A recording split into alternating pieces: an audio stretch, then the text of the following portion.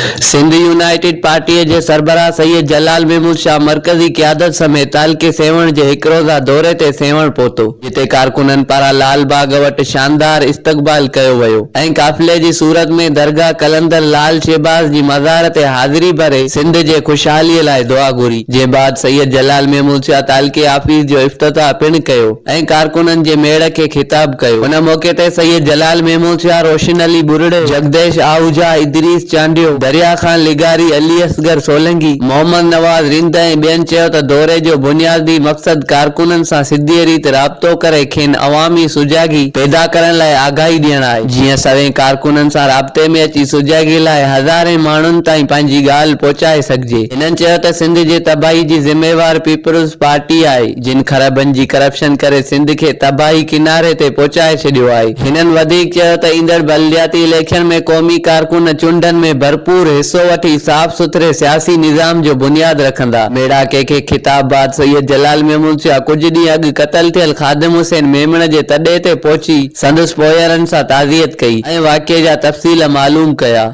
ऐं आख़िर में पीटीआई अॻुवान फारूक अहमद सोलंकीअ सां संदसि सौट जी वफ़ात ते ताज़ियत पिणु कई। दौरे दौरान गुलाम शबीर बुरड़ो, अमीर बख्श खुश्क, आज़ाद, मंसूर चन्ना, सोहेल बुरड़ो, नज़ीर अहमद सोलंकी, अकबर मल्ला, हकीम बुर्दी, अली बहार बुर्दी, शाहिद हालेपोटो, आज़ाद नुआणी, एहसान लिगारी, बिलावल चन्ना, सरफराज हालेपोटो ऐं ॿिया गॾु हुया।